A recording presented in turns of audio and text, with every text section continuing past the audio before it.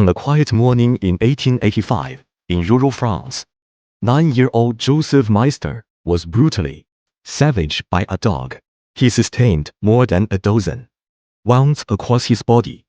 Though he survived the immediate attack, his family knew all too well that he had almost certainly contracted rabies, a disease that, at the time, was nearly 100% fatal. They rushed him to the city, for the only hope lay in a novel treatment that had yet to be widely proven. Even today, without timely and appropriate care, rabies remains virtually a death sentence.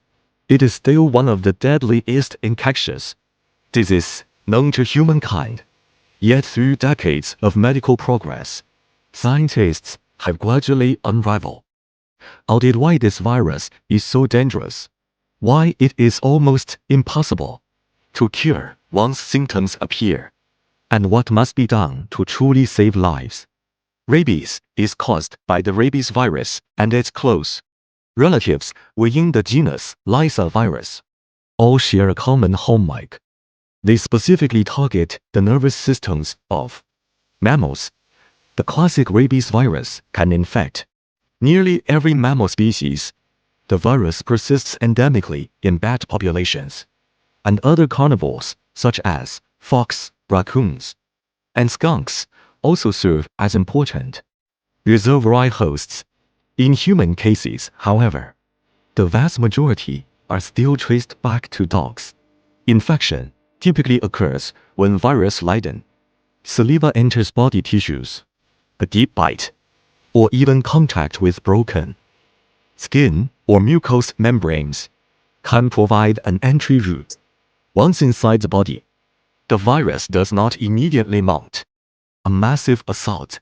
Instead, it lies low, biding its time as it searches for a path to the brain. The closer the wound is to the head, the shorter the journey to the central nervous system, and consequently, the shorter the incubation period. That period can last days, weeks, months, or in extremely rare instances, even years. Throughout this time, the virus replicates silently, often producing no obvious symptoms, while simultaneously suppressing local immune responses and reducing the body's ability to clear it. Then, the virus begins to move along nerve cells. It enters the peripheral nerves and hijacks the axonal transport system, the very machinery that normally shuttles materials within neurons, to make its way toward the brain, advancing at roughly 10 centimeters per day. Because it remains hidden inside neural pathways, the immune system struggles to detect it, which is one of the key reasons rabies is so difficult to intercept before it is too late. Once the virus reaches the central nervous system, the true danger begins. It multiplies rapidly and spreads throughout neural tissues. Initially, patients may experience only flu-like symptoms, fever, fatigue, headache, which are easily overlooked. Unlike many other brain infections, rabies virus typically does not provoke substantial inflammation. The blood-brain barrier stays largely intact, which prevents immune cells and most drugs from reaching the brain in time. As neural damage mounts, the disease usually takes one of two clinical forms. The first is paralytic rabies, in which patients gradually develop muscle weakness, a slack facial expression, and progressive paralysis of the limbs. The second, and more widely recognized, is furious rabies, marked by agitation, aggressive behavior, hallucinations, and involuntary movements, eventually culminating in paralysis as well. At the same time, the virus accumulates in the salivary glands, stimulating excessive salivation.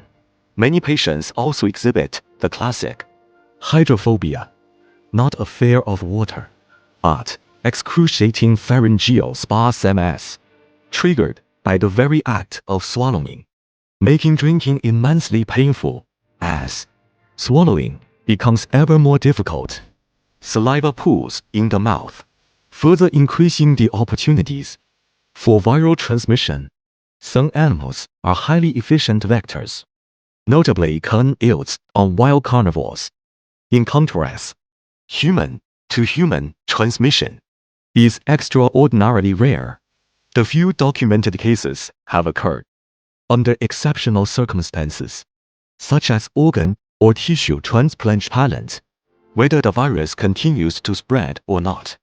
Once clinical disease sets in, patients typically lapse into a coma, eventually die from progressive neurological failure. To this day, once rabies symptoms manifest, there is no universally recognized, reliable cure. Fortunately, if treatment is administered before symptoms developed, modern medicine has remarkably effective tools for prevention. The boy from 1885 was among the very first beneficiaries. After years of painstaking research, scientists succeeded in developing vaccines capable of eliciting protective immunity.